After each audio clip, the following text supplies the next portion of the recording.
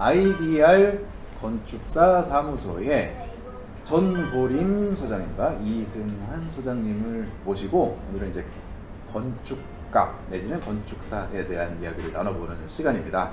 간단하게 자기소개 먼저 좀 부탁드릴까요? 안녕하세요. 저는 아이디알 건축의 이승환 소장이라고 합니다. 네, 저는 전보림 소장입니다.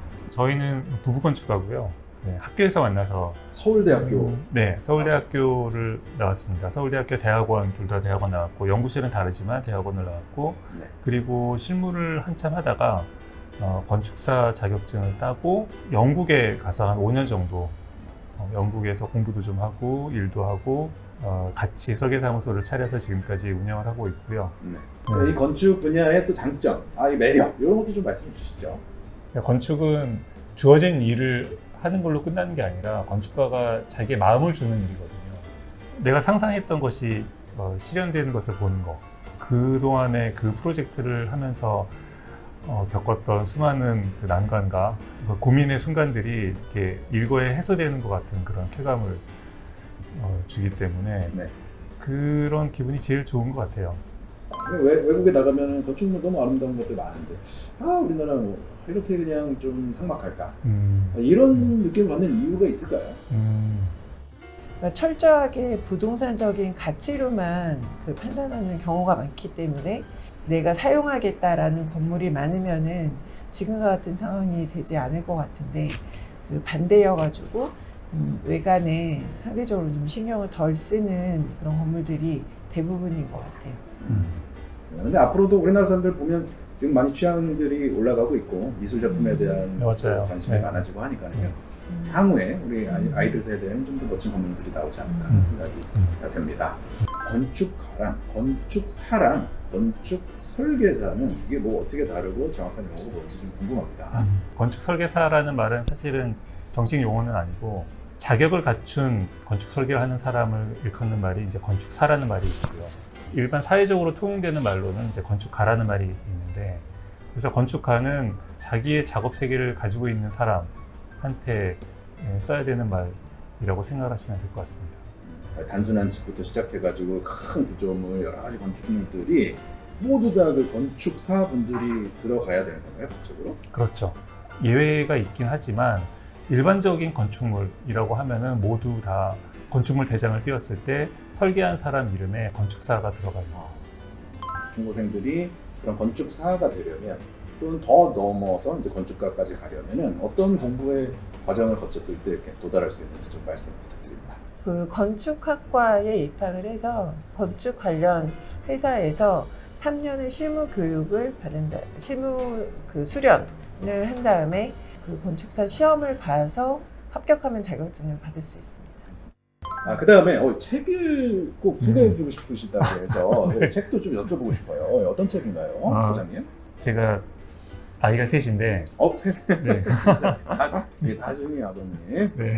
아이들이 이런 것들을 읽고 건축에 대해서 관심을 가지고 또 나아가서 나도 한번 건축가가 돼보면 어떨까 그런 생각이 들기를 바라는 마음에서 지금 썼습니다.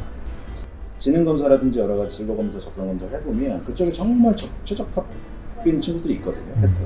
그럴 때는 저는 이제 고민하지 않고 추천하는 입장인데 자녀분들이 만약에 건축을 하겠다고 하면 적극적으로 밀어주시겠습니까? 저희는 아이가 하고 싶어 하는 것에 대해서 저희가 같이 판단을 하진 않아요. 네. 그냥 아이가 하고 싶어 하면은 하는 거지. 그게 좋으면 밀어주고 나쁘면은 말리고 그러고 싶지는 않고요. 그 학교를 다닐 때는 건축 설계가 디자인을 하는 건 줄 알았어요. 디자인만 하는 건 줄 알았죠. 그치. 근데 실제로 사회에 나와서 건축 설계를 해보니까 저는 정말 디자인뿐만이 아니라 디자인을 실현하기 위한 일들이 훨씬 더 많고, 그리고 이렇게 작은 사무실이라도 자기 사업을 하게 되면 경영 관련돼서 알아야 될 것들도 너무 많고. 건축 이제 관련 학과에 진학할 때 좀 미적인 디자인적인 요소 중심인 대학이 있고 학과, 그 다음에 좀 진짜 설계, 이공계적인 물리적인 해석 이런 것까지 폭넓게 이렇게 하는 학교가 있다고 저는 알고 있거든요. 실제로 그게 맞는 생각인지. 서울대학교도 건축학과와 건축공학과가 이제 나눠지는 걸로 알고 있어요. 그 건축공학은 그야말로 구조 설계를 하고 그다음에 환경공학, 퍼포먼스만을 이제 주로 보는 공부를 하는 분야고요. 건축학과는 말하자면 이제 그 사회 문화적인 관점에서 어떠한 건축물이 어떠한 아름다움과 어떠한 기능을 충족시키면서 들어가야 되는가 이런 것들을 고민하는 거라고 생각하시면 됩니다. 그리고 건축 안에서도 워낙 그 분야가 다양하기 때문에 이과적인 그런 소양이 부족하다고 해서 건축과에 지망하는 거를 포기할 필요는 없을 것 같아요. 그 건축사 자격증을 딸 때 그런 문제도 막 나올까? 아니요? 계산하고 막 이런 거. 안 나와요. 그럼 실제로 건물을 설계하고 이렇게 할 때 그런 계산을 사무소에서 하시지 않나요? 안 해요. 아, 그럼 누가 하나요? 구조 설계. 구조기술사가 합니다. 구조 기술사라고 따로 있군요. 있어요. 네.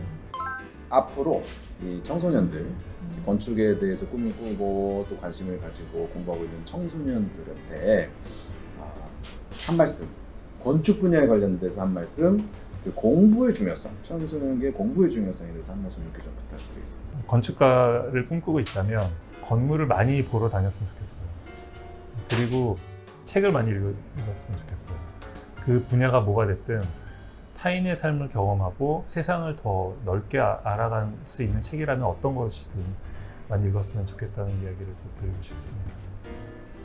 좋은 성적을 받기 위한 공부 말고요. 내가 정말 알고 싶은 것을 알아가기 위한 공부. 그리고 내 일상 속에서 만나는 무엇이라도 아니면 뉴스로 접하는 그 어떤 것이라도 그게 왜 그렇게 되는지를 생각을 좀 많이 했으면 좋겠고요. 어떤 동력이 있는 그런 공부를 했으면 좋겠어요.